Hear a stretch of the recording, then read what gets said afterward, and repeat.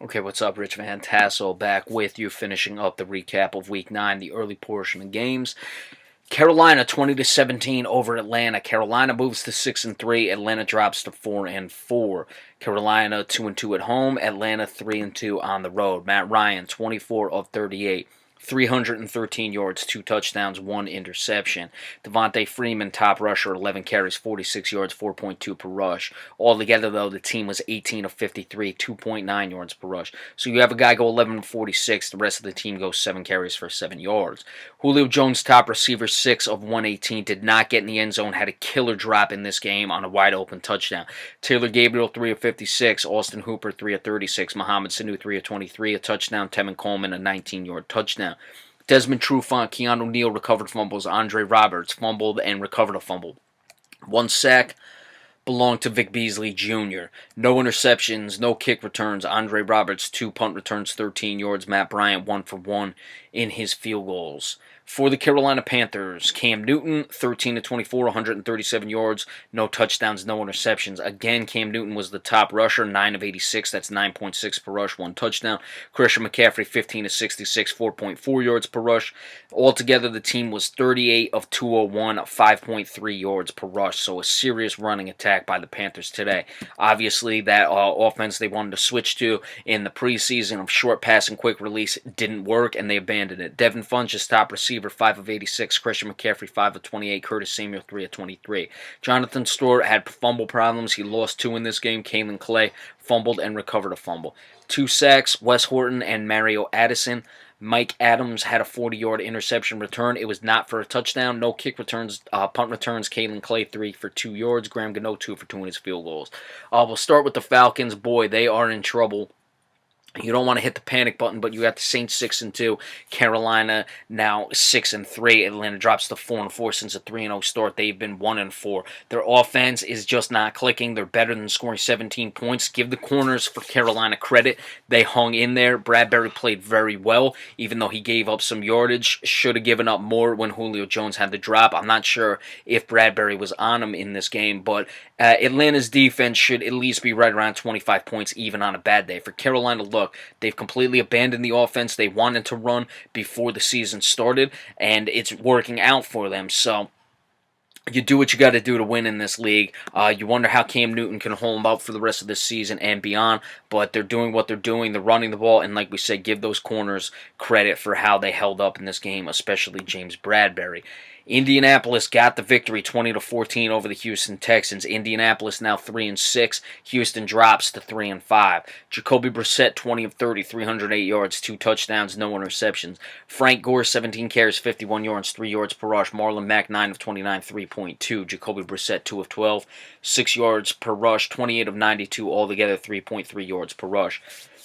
T.Y. Hilton 5 of 75. So he came to life in this game. 2 touchdowns, longest of 80.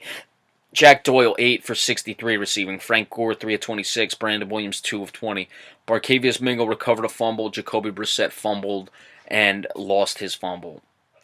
2 sacks, both for Jabal Sheard. No interceptions. Quan Bray, 1 kick return for 17 yards.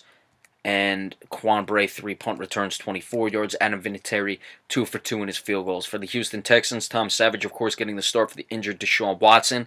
And you see why Tom Savage is a career backup. 19 of 44, 209 yards, 1 touchdown, no interceptions. Lamar Miller, top rusher, 10 for 57. Donta Foreman, 11 of 37. That's 5.7, 3.4 yards per rush. Your quarterback throws 44 times, completes 19 of them, and you run only 21 times. When you're running better than 4.5 yards per rush, very confusing. DeAndre Hopkins, 6 receptions, 86 yards, 1 touchdown. Steven Anderson, 4 of 44. Lamar Miller, 3 of 34. Lamar Houston recovered a fumble. He returned it for a touchdown. Julian Davenport recovered a fumble. Tom Savage fumbled twice, lost 1 of them.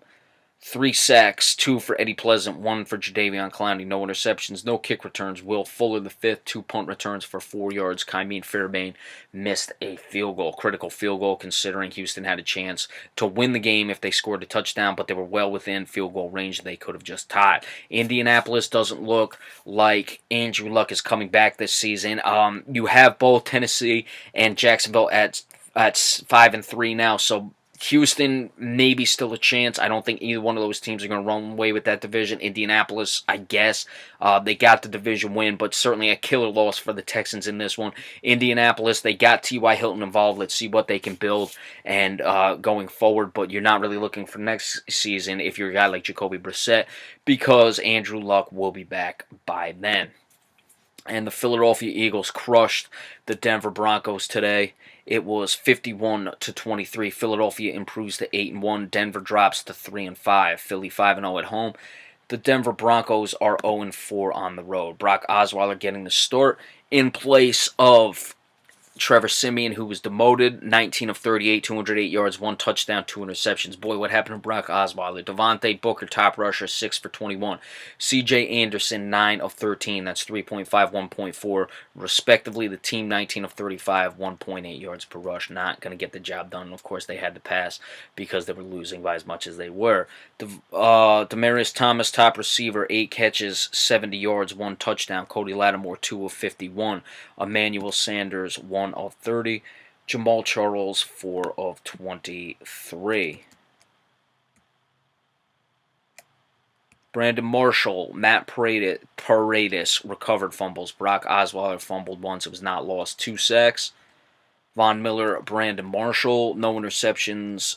Kick returns. Devontae Booker, 5 for 106.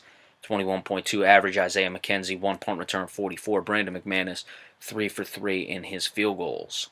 For the Philadelphia Eagles, Carson Wentz, very good in this game, 15-27, 199 yards, 4 touchdowns, no interceptions. Nick Foles, 1 for 1. He came into the game, completed his pass for 35 yards. Jay Ajayi, 8 carries, 77 yards, 9.6 per rush. Corey Clement, 12 for 51, 4.3. 1 touchdown for Ajayi, 2 for Corey Clement. Garrett Blunt, 9 of 37, 4.1. Wendell Smallwood, 5 of 25. The team, 37 rushes, 197 yards, 5.3 yards per rush. In a game, you win by 28. Very impressive. Alshon Jeffrey, 6 receptions, 84 yards, 2 touchdowns. Trey Burton, 2 of 41, 1 touchdown. Brent Selleck, 3 of 39. Corey Clement had a 15-yard touchdown. Nick Foles lost a fumble. The team had 3 sacks. Vinnie Curry, Chris Long, and Nigel Bradham. Rodney McLeod had an interception returned at 50 yards, not for a touchdown. Patrick Robinson had an interception. Kenjon Barner, 2 kick returns, 33 yards, 16.5 per average. Kenjon Barner, 5 punt returns, 22, 4.4. Jake Elliott, 1 for 1 in his field goals. Obviously, the Philadelphia Eagles, they're a giant, nice addition. Look, they're playing well. There's really not much you can really comment on them at this point. Just an impressive game. Defense really clicking. I like Patrick Robinson. They're playing well. As for the Denver Broncos, you turn to Brock Osweiler. He didn't get the job done. I mean, why you don't go to Paxton Lynch at this point is beyond me, but they're going to continue to struggle until they figure out that quarterback play in this situation, and the season could very much be getting away from them. All right, when the 4 o'clock games go final, it might be a little later. I'll be doing things, but we'll have the recaps of those in the Sunday night game either tonight or tomorrow. Be sure to stay tuned for those as well. And remember, we appreciate all subscriptions. Have a good one, folks. Thank you.